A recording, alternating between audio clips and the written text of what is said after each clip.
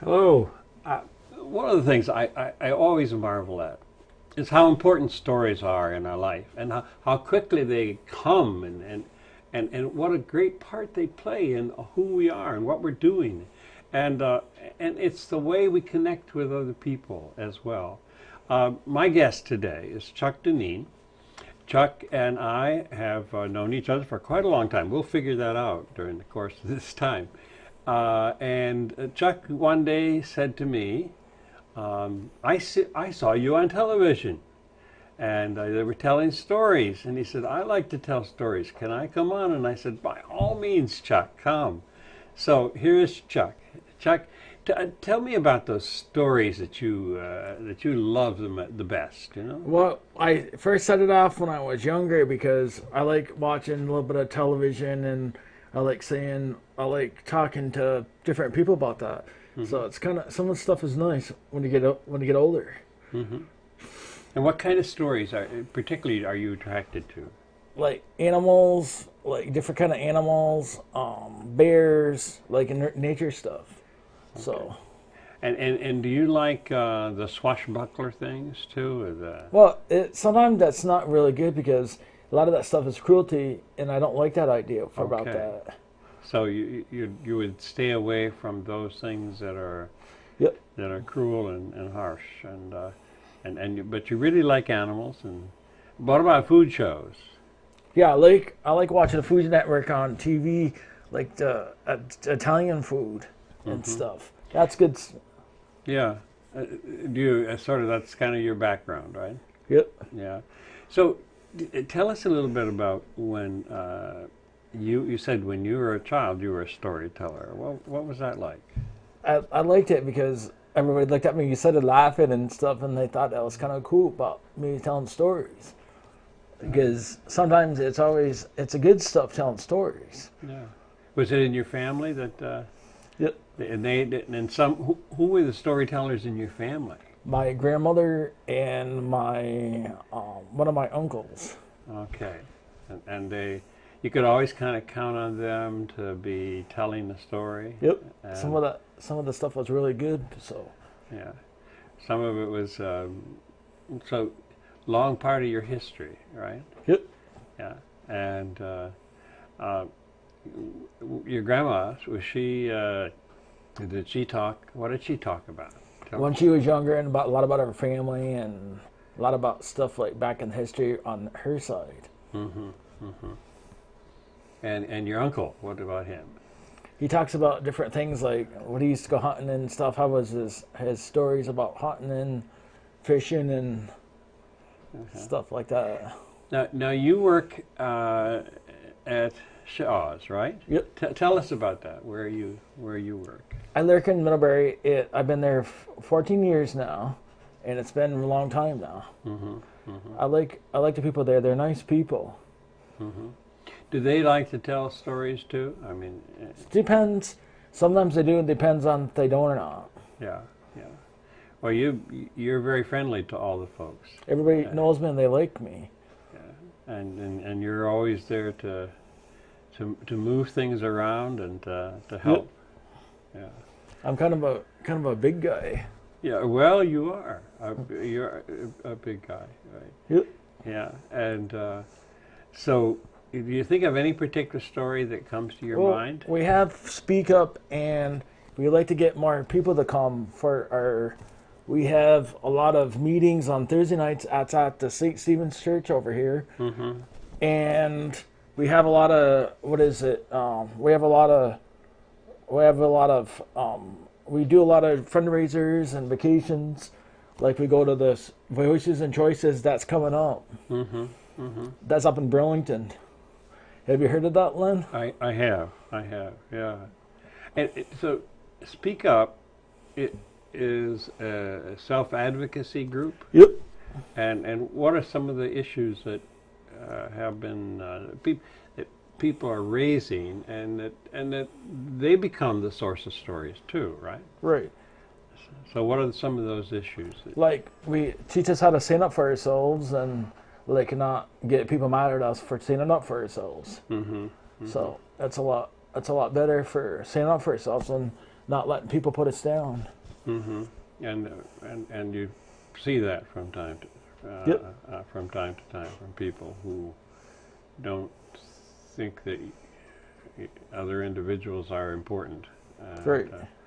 And so Speak Up is once a week, is that right? Yep. Every Thursday nights between 4:30 and 6:15 on Thursdays. There's one this week.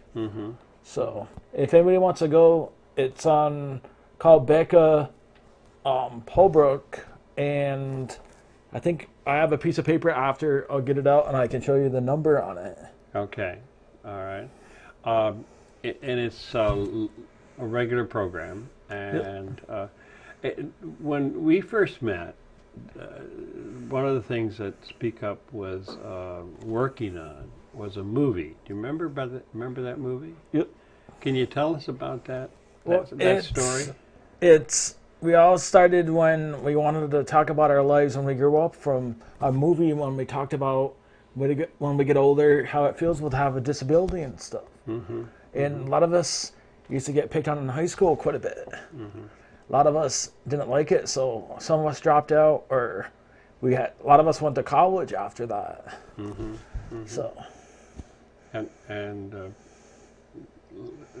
you found that it's helpful to tell those stories and to get support, right? I get support from CSAC from that. CSAC. So let's make sure the people out there know CSAC. It's the Counseling Service of Addison County, right? Yep. Community Associates or Addison County Associates. Yep. Have they made other movies recently? No, they're gonna do a second sequel of that, so we haven't started to do that yet. Okay, so there's a while before that'll come up. And what do the people really say about what issues do they really focus on? Well, probably mostly disabled people, like we get called that retard or stuff like that. They're calling them names. Yeah. Yeah, and this is really a very important program, isn't it? Yep. It's very important for you in your life. Yeah. And so you've been been connected with the counseling service for quite some time. Yep. Yeah. And if I were to say to you, telling your story about your life, I think of two words, two letters, M, one letter, twice, muscles and music. Can you tell us about muscles and music in your life? I started when I was younger. I started lifting and then I stopped, and I started back up again 4 or 5 years ago, and I've been doing it ever since. I go with the center to Vermont Sun now. It's helped me out. Then I use a punching bag, and recently I started. At first, I wanted to learn how to play guitar, but my fingers are too big, so I decided to play bass. Mine too. And I've been playing ever since. It's been a couple years now. It's been going good for that. And you like the bass? Yes. Yeah, and you're pretty good at that now? Yeah. One of my friends, Rick, one of my close friends of mine, says I got the talent for it because I can play a tune on it. Oh, okay. Well, that's usually it's being. Yep. Or don. I used to play French horn. Oh. And French horns, if they did papa, in the marches, we would always be the pa. We'd be the and then someone else, one other instrument, would be the papa. And so I know about that. And What do you like for? Who's your favorite singer? My favorite singer? Oh my gosh. Who is yours? Tell me. I like B.B. King. You ever heard of? B.B. King. Yes, yes. He has, what is it? He has one wife, 15 kids. Yeah, and it has a guitar named Lucille. Yep. Yeah, I heard B.B. King. I saw B.B. King one time.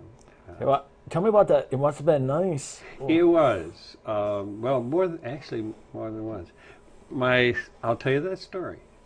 My son has opened 3 theaters in his life. He's in the theater, and he opened one in Utah, which was an old Egyptian theater, and it had all these hieroglyphics on there. And when they brought in somebody who was an expert on hieroglyphics, and they discovered that it wasn't really ancient, it was this guy telling about his travels in hieroglyphics on all these posts. So he spent a lot of money. That's where the Sundance Film Festival shows a lot of their movies now. So he was part of opening that. He opened a big theater in Paducah, Kentucky, and B.B. King was one of the opening night acts. And B.B.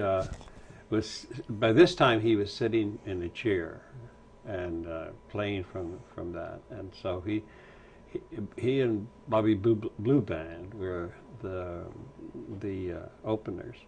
And then the next night it was Vince Gill, country western.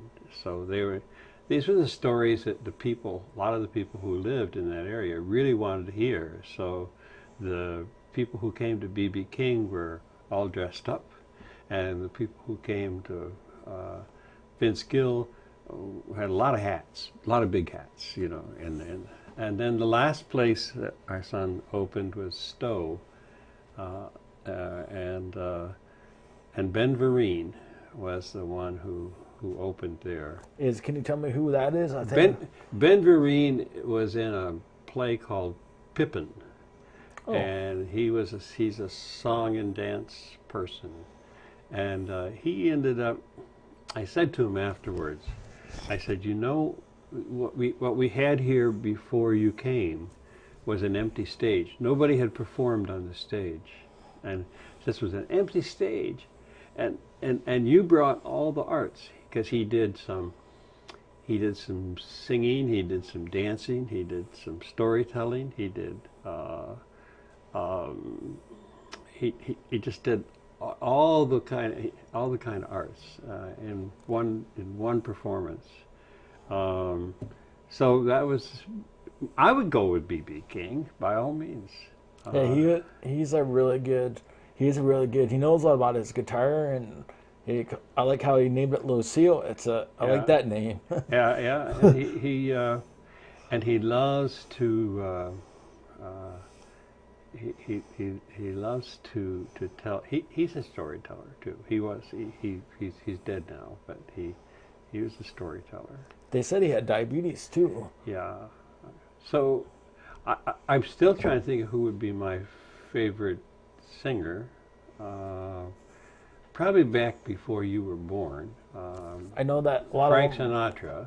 Oh, I know him. He has a really good voice. Yeah, and I think I would go with him. So it was amazing. It kind of takes you from one place to the other, doesn't it? Yep. Yeah. A lot of the stuff that they had from the 60s and 70s, if you see it on television, you can order one of the videos from right. That's right.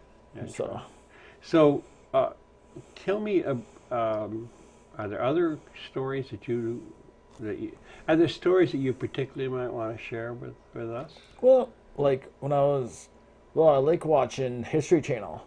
The History Channel was the Revolutionary War, the Vietnam War, and that was a lot of the wars are pretty bad right now. Yeah. We watched the first half of Ken Burns' Jackie Robinson last night. Oh. And that was, are you interested in baseball? Yeah, I played baseball, but I got hit in the mouth playing baseball. Ooh, that's smart. Yep. Yeah. I went down to when I was in 7th grade. We had a trip to go to Fenway Park, Okay. and in Boston that was a good. And in Otter Valley, I went to Squint Otter Valley. I like Middlebury too. How was it like to go to Fenway Park? It was pretty. Parts of Boston are rough, and parts of Boston aren't rough. Right. And the baseball stadium, the old stadium. I have a friend that took the baseball team in the 70s on a trip. Mm-hmm. So he got to meet all the baseball players. Mm-hmm. That must have been an honor for that. Yeah. My wife is the baseball fan in our family. Oh. She grew up in Brooklyn. Oh. And she actually, as a young girl, would take the elevated line from her house out to Ebbets Field. And in those days, they didn't have a special stadium for the players or a special entrance. So the players parked in just a parking lot right across the street from the entrance. And she would have a little brownie camera, and she would take pictures. And if she had 50 cents, which was, you know, if she had 50 cents, she would get a ticket and go sit in the bleachers. But otherwise, she'd take pictures, and then the next week, she'd have her pictures developed, and she'd go back and have the baseball players ask them to sign her pictures. Well, they couldn't refuse a young girl, you know, and she would look up at them and smile at them. So we have a number of balls and pictures and articles, you know, but she's our baseball fan. I like a lot of Red Sox and other teams. I like football, and you guys like football? Oh yes. Oh, who's your favorite team? You probably should say the Patriots, but I don't really think so. It used to be the Philadelphia Eagles when we lived down there, but who's yours? I had quite a few. I had New York Giants and Patriots, and I like watching the playoff, right. The Super Bowl, because I just wanted to have a good game on the Super Bowl. Sure. So. Sure. And so you do a lot of things then, right? Yep. I like doing my heritage and find out different kind of things about my heritage, like Indian stuff like that. Have you gone back quite a ways in your heritage? Yeah, I usually find out from my dad's side and my mom's side.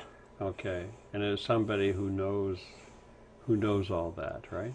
Yeah, my cousin and my uncle's been doing the family tree on that. Okay. So you're a pretty big family then. Yep. Yeah, and do you get together quite a lot? Well, once in a while we do. If we have family get-togethers, we get around quite a bit. Mm-hmm. Mm-hmm. A lot of my uncles are scattered everywhere, so whenever they come home, all the family gets together. And home is where? East Middlebury for my dad's side. For your dad's side. Okay. Yep.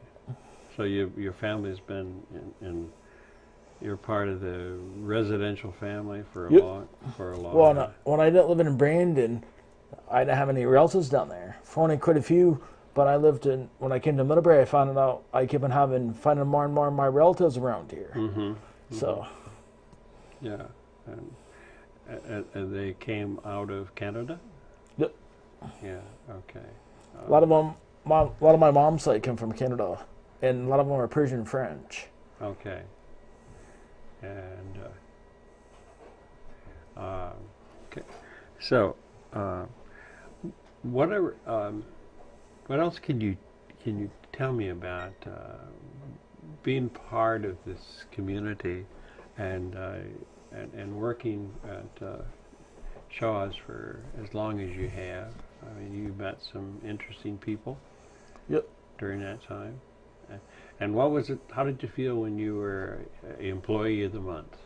I like it. It was kind of shocker because I was an Employee of the Month, and I worked hard for it. I keep on working hard and best I can, do my ability for that. Mm-hmm, mm-hmm. So I keep on working hard for that. Yeah, Okay. So and when was that?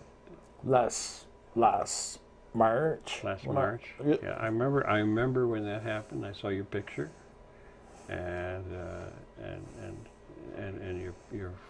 your friends who work there and friends who Yep. we're really glad to have you to have that honor and because you do work hard, right? Yep. Yeah. If you want to work hard, it pays off in the long run. Mm-hmm. Mm-hmm. Someday I want to maybe have investment properties or something like that. All right, then I like to help out people that are less fortunate than me. Mm-hmm. So I'd rather. There's been a lot of homeless people. There's been a lot of homeless people that I'd like to help them out if I can sometime. Mm-hmm. Mm-hmm. So finding ways to give them assistance, right? Yep. Yeah. Okay. And that's any particular stories about that, or do you want to share? Well, a lot of them are like they had some hard times and stuff like that. A lot of them are harder than what I have for stuff. When you're not working, what do you like to do? I'd like to work out and I like to play my music. Mm-hmm. So You play with a group? actually, I have a friend that comes over and he helps me play my bass, and he's been helping me out different rhythm and different tunes on it. Mm-hmm. Mm-hmm. Yep. Yeah. And what tunes are you working on right now? A lot of like BB King, and he says if I do the certain kind of way to hold the instrument, I can start practicing like he can. Mm-hmm. So. Yeah, yeah. And how many people, is there a group that you play with? Yeah, I'm going to wait till I get better with my bass so I can go into Okay. Is there a local group that you'd like to be a part of?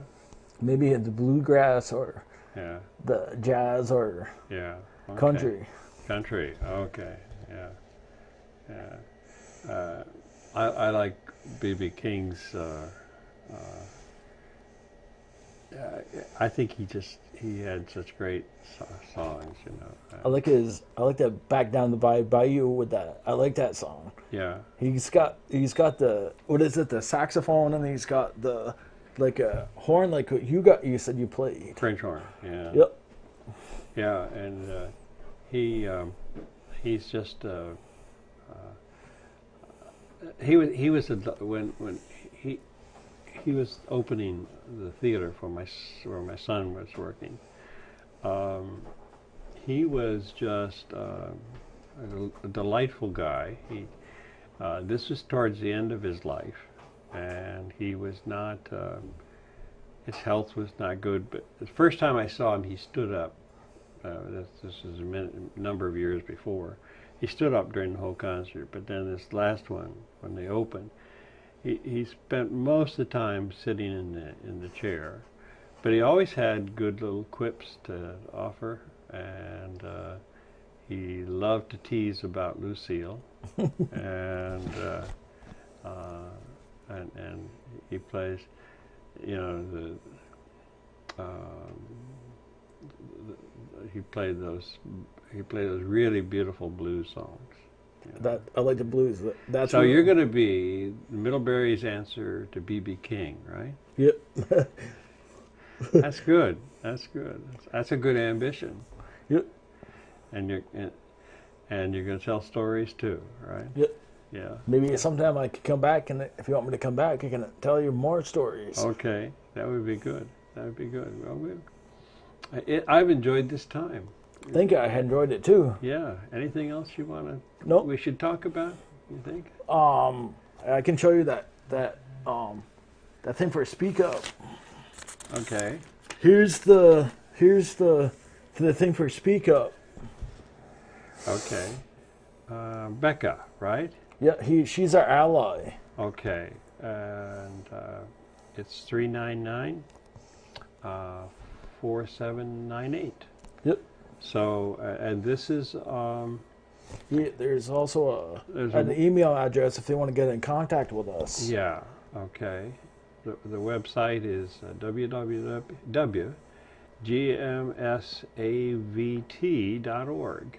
Yep. And this is, if you have an interest in learning about how do you speak up for ways that will make,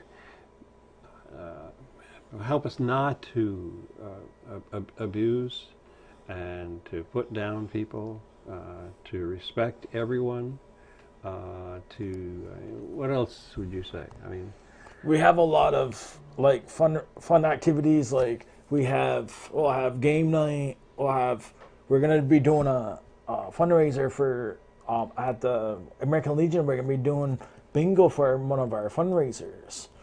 And if you come down, it's April 28th, and we're gonna have game night there. We're gonna have fundraiser for some stuff we'll be doing for our fundraiser for Sheridan Hotel up in Burlington. mm-hmm. Voices and Choices. Okay, good. Well, this is information you can, and you're all invited to come, and if you have a concern, to make sure we treat each other with greater dignity, and that you'd like to be a part of that. Here's a local opportunity to share. So, Chuck, it's really great to have this time. Thank you very to much. talk and to spend time talking about our lives that have intersected, and Yep. and we're connected, and how important the helping community can be, and both of us have greatly affirm and have gained from the community that the counseling service of Addison County has provided and continues to provide. And so keep playing, keep working those muscles, and keep telling those stories. Hey, thank you very much. Okay, we'll just set for a few minutes, and we'll say thank you for all of you who've been watching today. Thank you very much. He didn't do too bad.